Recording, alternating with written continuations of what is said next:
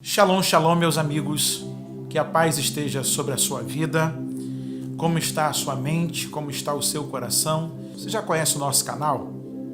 Se inscreve, aperta o sininho, falando de Bíblia. Deus abençoe a sua vida e eu tenho uma palavra de Deus para você hoje.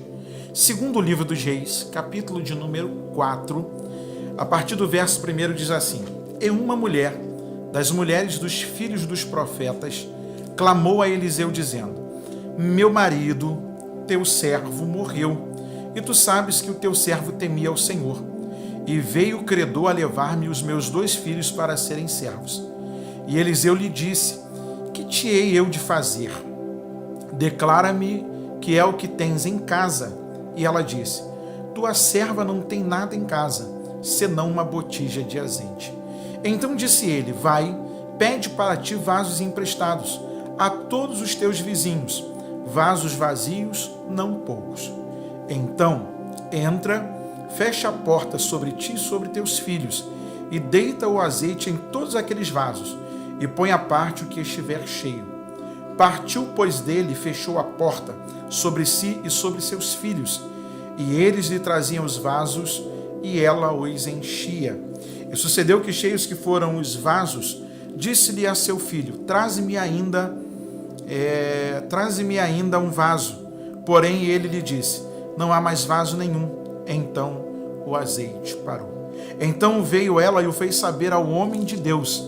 E disse ele: Vai, vende o azeite, paga a tua dívida, e tu e teus filhos vivam do resto. Olha que coisa maravilhosa. Você crê que esta é a palavra de Deus? Você crê de verdade que isto aqui aconteceu? Porque diferente do que muitos falam aí fora, que a Bíblia contém a palavra de Deus, eu creio, como assim tantos outros creem, que ela é a palavra de Deus. Digna de toda aceitação, fiel e verdadeira. Por isso, nós nos debruçamos na palavra nesse momento. Queridos, a primeira coisa que eu quero observar aqui com você é deixar uma palavra hoje para famílias. E é interessante que as pessoas tendem a acreditar que por caminhar na fé, elas não vão passar problemas, desesperos e aflições. Bem, na verdade, Jesus já nos informou que no mundo nós teríamos aflições, mas para que tivéssemos bom ânimo. É interessante a gente perceber que, lendo esse texto, a gente vai logo perceber que não existe família perfeita, como também não existe família sem problemas.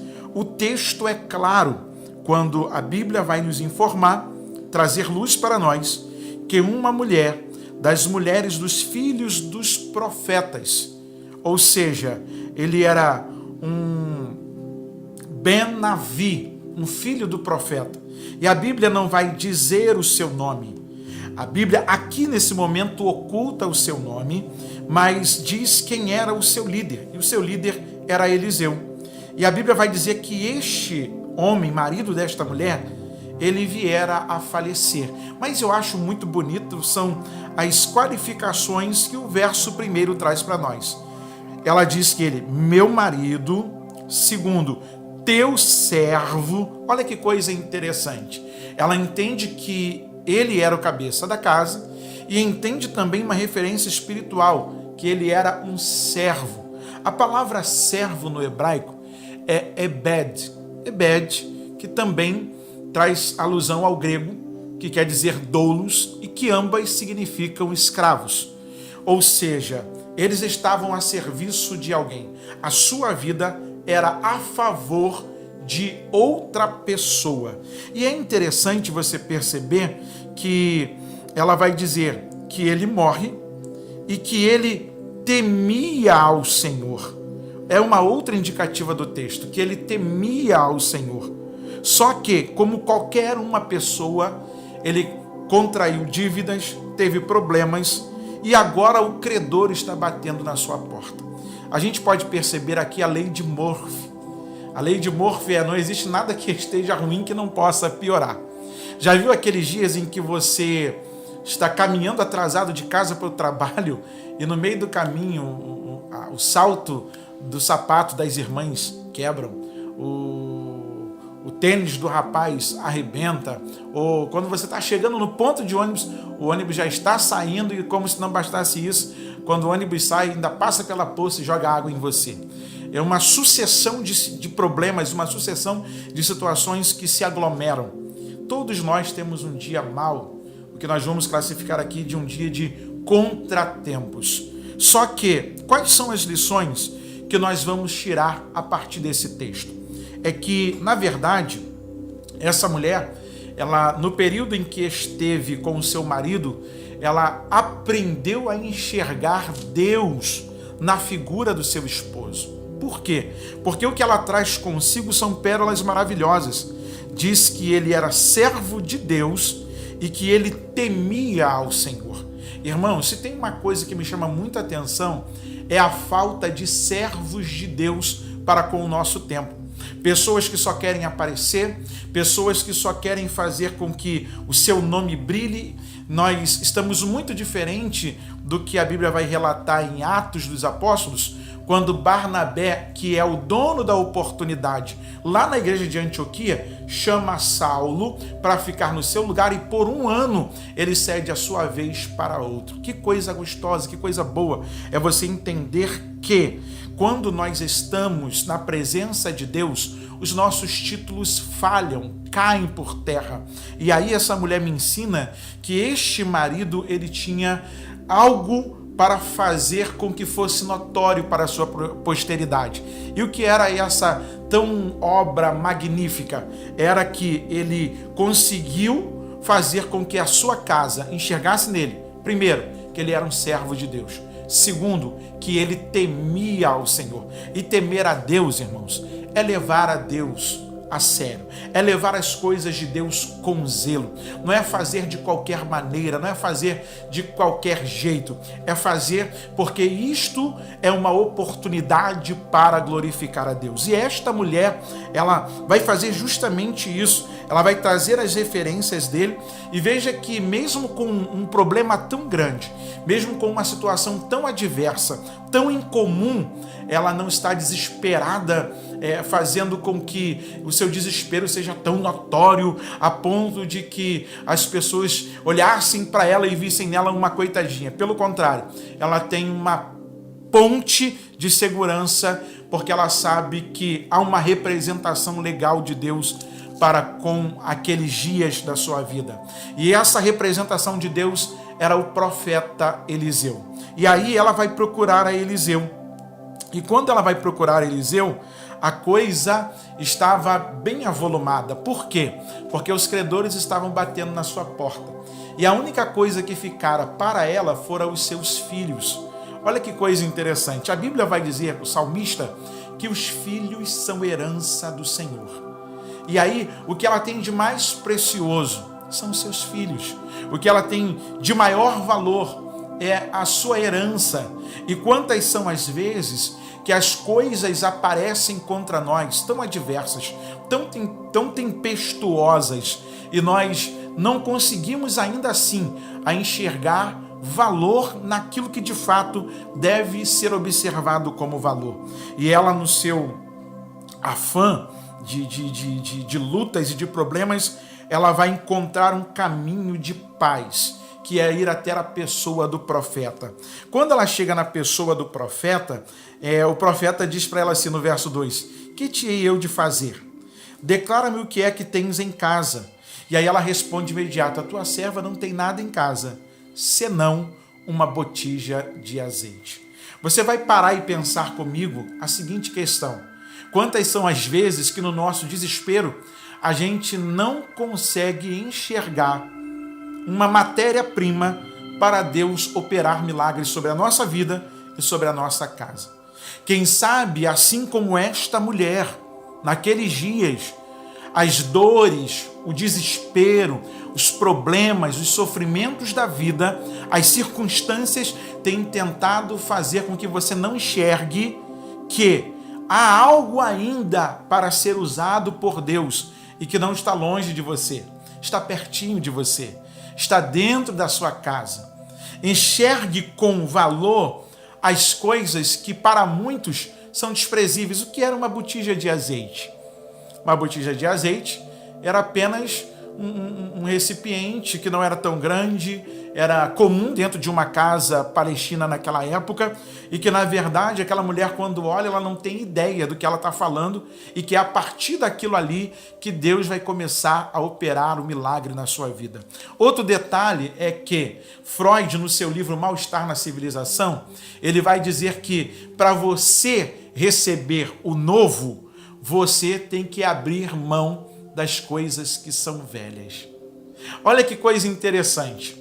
Ela não está agarrada às coisas que poderiam fazer com que ela pudesse estribar naquele momento. Não, é a partir daqui. Não, ela vai ao profeta a ponto de dizer: a tua serva não tem nada. Ou seja, eu estou vazia de tudo. Dr. Dostoiévski, no seu livro Irmãos Karamazov, vai dizer que o vazio do homem é exatamente do tamanho de Deus. E quantas são as vezes que Deus nos leva às bifurcações das situações, Ele estreita os nossos caminhos para a gente aprender a confiar no Senhor.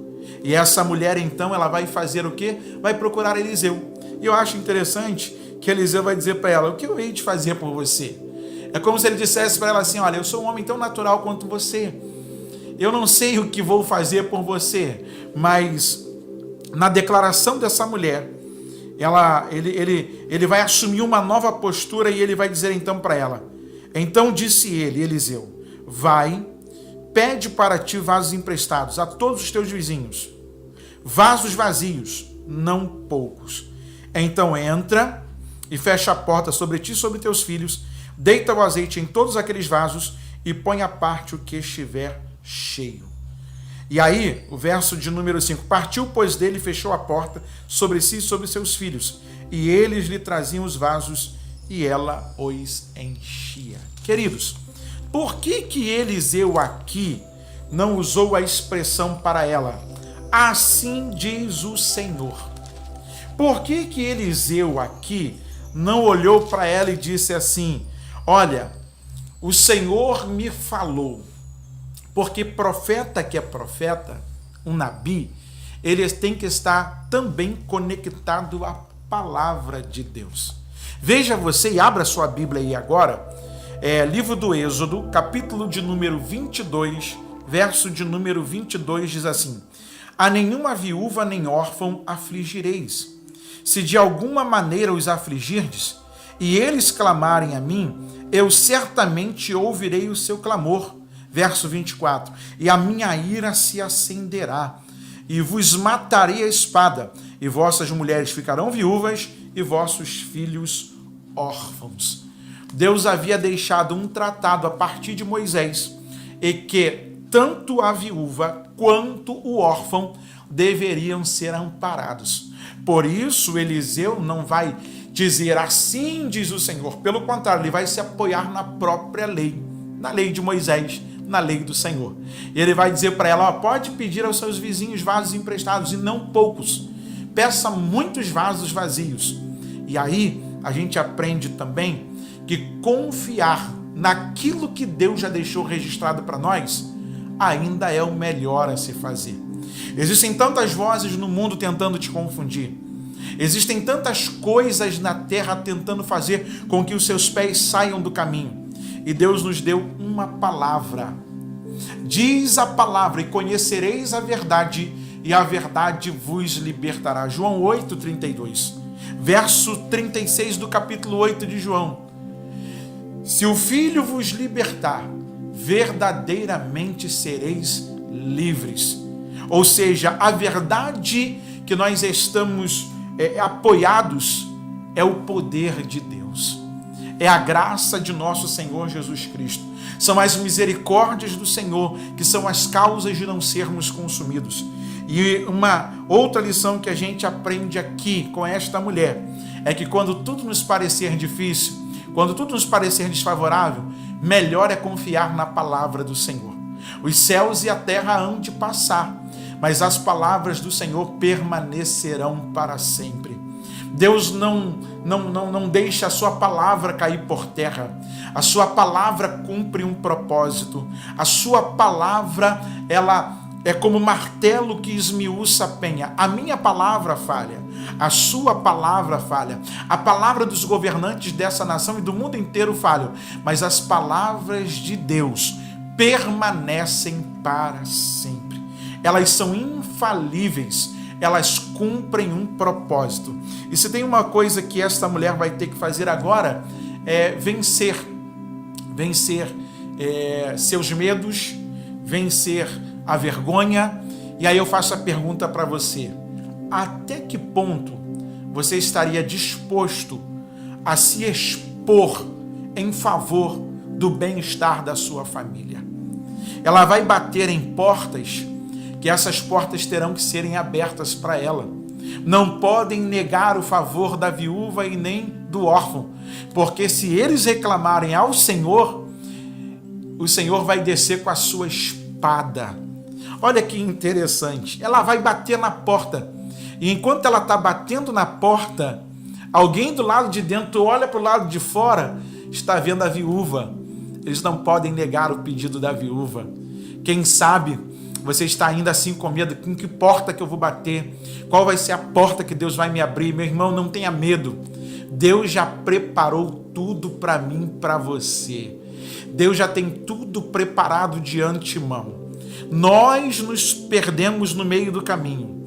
Nós muitas vezes ficamos intimidados diante do problema, mas se a palavra de Deus está sobre você, creia, meu irmão, este é o teu momento. A porta vai se abrir, a provisão vai chegar para a sua vida. Por quê? Porque o que nos apoia é a palavra de Deus. E essa não mente. Esta é fiel e verdadeira. Essa mulher chega em casa e, além de dar crédito a esta palavra, ela tem que perseverar nesta palavra. Não adianta você só ouvir. E é muito bom nós ouvirmos a palavra do Senhor. Romanos 10:17 vai dizer o seguinte: a fé vem pelo ouvir, e o ouvir pela palavra de Deus. Só que o que eu acho interessante nesse momento é a perseverança desta mulher. Ela chama os seus filhos, ela os convoca para ir para dentro de casa, conforme a palavra que o Senhor havia lhe designado. E ela, com os seus filhos, começa a colocar os vasos um perto do outro, e da botija ela começa a encher vários recipientes. Pense você, um recipiente de 200 ml, 300 ml, é capaz de encher um recipiente que comporta 5 litros? Não, vai faltar muita coisa. Mas se isto for uma ordem de Deus, enquanto você mirar o pouco que você tem naquilo que Ele ordenou você colocar ali, Deus vai fazer prosperar, Deus vai fazer aumentar, Deus vai fazer com que as coisas extraordinárias da parte dele aconteçam sobre a nossa vida. Quem sabe você despreza as coisas pequenas. Deus é especialista em trabalhar com coisas pequenas. O que era que Davi tinha na mão? Uma pedra e uma funda. O que era uma pedra e uma funda diante de um gigante que tinha escudo, tinha lança, tinha escudeiro, tinha espada, e era um homem que fisicamente era superior a ele? O que era uma vara na mão de Moisés, do pastor Moisés, era apenas uma vara, mas pela ordem de Deus foi a chave que abriu o mar, e o vento oriental veio e abriu-se o mar, e o povo pôde passar com os pés a seco. O que às vezes nos impede de vivenciar o milagre? É porque nós só queremos olhar para as coisas grandes, para as coisas pomposas. Nós não queremos olhar para as coisas pequenas. Outra referência, Novo Testamento. No meio da multidão, os discípulos estão apavorados. Jesus, essa multidão já está há tanto tempo te ouvindo. E aí, vamos despedir logo eles para que eles voltem para sua casa. E de repente, um menino com um cestinho, 5 pães e 2 peixinhos, alimentou uma multidão de 5.000 homens, sem contar mulheres e crianças. Porque tudo aquilo que me é pequeno, mas que eu entendo que aquilo pode ser uma ferramenta para milagre, pode ser uma matéria-prima para Deus operar, aquilo vai servir como ponto propulsor para coisas extraordinárias. Pare e preste atenção, meu irmão, nas pequenas oportunidades. Pare e preste atenção nas pequenas coisas que estão ao seu redor. porque tem coisas que a gente não repara tão bem, mas são elas que serão usadas por Deus. São elas que serão a ferramenta do milagre para a sua vida, para a sua casa e para a vida da sua família.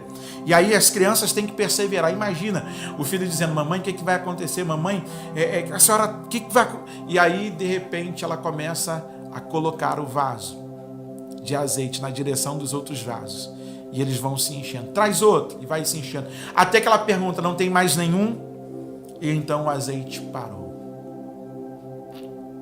Você precisa não somente dar crédito à palavra que Deus liberou sobre a sua vida. Você precisa continuar perseverando nesta palavra. E depois, Paulo, eu vou te falar.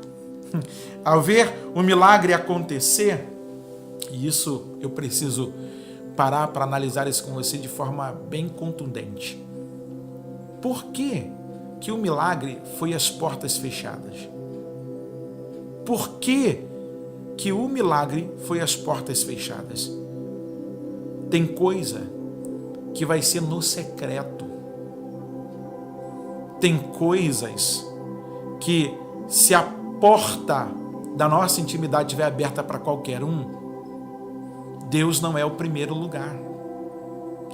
Tem coisas que só vão acontecer na nossa vida, eu preciso fazer essa conjectura, e o texto me permite isso, é que para que o milagre de Deus seja operado na minha vida, a porta do mundanismo para minha casa precisa estar fechada. Porta aberta, escancarada para todo mundo, Deus não é a prioridade naquele lugar. E quantas são as vezes que a nossa vida está exposta para todos, menos para Deus? Para e pense nisso. A mulher começou a vivenciar o milagre porque ela perseverou na palavra, ela deu crédito naquela palavra e ela entendeu que a sua porta deveria estar fechada em símbolo de intimidade, para que o Senhor fosse de fato o Senhor da sua história. Ela volta a Eliseu e ela vai testemunhar. Ela vai dizer para ele o que aconteceu, verso de número 7. E Eliseu vai dizer para ela: ó, pega o azeite, paga a tua dívida, vende o azeite, paga a tua dívida, e tu e teus filhos vivam do resto. Sabe o que eu acho interessante, irmão? É que essa mulher, ela sabe o local onde ela foi pedir e sabe o local onde ela tem que testemunhar. Quantas são as vezes que nós chegamos em determinados locais e queremos que Deus se manifeste naquele local para nós, mas nós não somos gratos a Deus por aquilo que Ele fez em nós e nós não testemunhamos aquilo que Deus operou. Ela volta ao profeta, ela vai na direção do profeta, porque ela entende que foi a partir daquela orientação do profeta, que era o representante de Deus, que Deus começou a operar sobre a sua vida. E aí eu paro e pergunto para você: quantas coisas Deus já fez na sua vida? Quantas coisas Deus já fez na sua história? Quantas coisas Deus já operou no meio da sua família? E você não testemunhou nada para ninguém. Irmão, milagre é para ser contado. Se Deus operou um milagre na sua vida, por que você não testemunha? Ela volta a Eliseu, ela conta a sua história, o que aconteceu, e Eliseu diz para ela assim: vai, pega o azeite, vende, paga a sua dívida e vive do resto. Olha que coisa interessante. Olhando para o começo da história dessa mulher, você acreditaria no final dessa história? E aí eu faço uma outra pergunta de reflexão para você. Como você quer que seja contada a sua história para a sua posteridade? Como alguém que desistiu no meio do caminho? Como alguém que parou? Como alguém que se entregou? Como alguém que, vamos ver, luta. Não, meu irmão, reaja. Reaja. Ei, queridão. Ei, minha irmã. Reaja. Você não nasceu para viver na luta. Você não nasceu para viver no meio do problema. Tem um tempo determinado por Deus para trazer a provisão para você e o escape. Tem tempo de plantar e tem tempo de colher, tem tempo de chorar e tem tempo de sorrir, tem tempo de estar perto, tem tempo de estar afastado, tem tempo de juntar pedras e espalhar pedras, tem tempo de abraçar e tempo de deixar de abraçar, tem tempo de prantear, ou seja, chorar por muitos dias, tem tempo de saltar de alegria, tem tempo de fazer guerra e tem tempo de buscar a paz. Nenhuma luta é eterna. Eterno é o poder de Deus em nós, irmão, para operar os seus milagres. E deixa eu dizer uma coisa para você. Tem momentos que Deus nos coloca nos estreitos para saber o que vai dentro do nosso coração. Como disse o salmista no Salmo do Pastor, essa mulher conhecia onde estavam os seus pastos verdejantes, onde estavam as suas águas tranquilas. E aí, meu irmão, essa mulher agora vai pegar o seu milagre e ela vai começar de uma pobre viúva, endividada, com o credor batendo na sua porta, no meio da sua crise, Deus lhe abre uma porta, que ela se torna empresária. Aquela que antes era chamada de viuvinha pobre, agora está com uma banca de azeite, podendo vender, podendo negociar, podendo fazer acréscimo ao seu ganho, pagar as suas dívidas, e ainda assim viver do resto. Olha que coisa curiosa. Como você quer e como você espera que seja contada ao final da sua história. Como você quer que seja contado o final da sua história. Confia no Senhor. Persevera na palavra de Jesus. Porque assim como esta mulher, nós também tínhamos uma grande dívida. Nós tínhamos uma grande dívida, que essa dívida era impagável. Colossenses capítulo 2, carta do apóstolo Paulo, verso 14, diz assim: havendo riscado a cédula que era contra nós, nas suas ordenanças, a qual de alguma maneira nos era contrária, e atirou do meio de nós, cravando-a na cruz, e despojando os principados e potestades, os expôs publicamente, e deles triunfou em si mesmo. Olha que coisa interessante. Nós também, assim como essa mulher, tínhamos uma dívida impagável. Mas porque agora demos crédito à palavra de Jesus e precisamos perseverar nesta palavra, nós vamos viver tudo aquilo que esta palavra diz a respeito da nossa vida. Quem era Paulo? Quem era você? Quem éramos nós há um tempo atrás? E hoje nós somos chamados de filhos de Deus. Hoje nós somos chamados de propriedade exclusiva do Senhor. Hoje nós somos chamados de templo do Espírito Santo. Ei, meu irmão, não se diminua. Não queira ser aquilo que a Bíblia não diz que você é. Pelo contrário, você tem valor. E assim como esta mulher, nós vivíamos um desespero total, a ponto de, quando nós olhamos para as referências de Deus aqui na terra e encontramos a sua bússola, o seu santo conselho, que é a sua santa palavra, hoje nós temos o direito de experimentar milagres extraordinários. E esta palavra para você hoje é: meu irmão, não existe problema que Deus não possa resolver. Não existe situação que Deus não possa mudar. Quem sabe você anda tão desesperado que esse desespero faz com que você não creia na provisão e no milagre de Deus. Eu quero terminar essa oportunidade orando por você. Nosso Deus e nosso Pai, no nome de Jesus Cristo, Senhor, nós te glorificamos pela oportunidade da vida. Te glorificamos, Senhor, porque temos o Senhor como a nossa bússola, o nosso orientador, e a tua mão é o nosso guia. Pai bendito, eu não sei quais são os problemas, as adversidades do meu irmão que está assistindo, me ouvindo através deste celular, através desta rede social. Pai, eu sei que tu és poderoso para fazer infinitamente mais. E sei que tu podes fazer muito mais do que pedimos ou pensamos abundantemente. Segura na mão deste meu irmão. Não permita que o caos venha sobressair sobre a sua vida e prevalecer contra a fé do meu irmão e da minha irmã.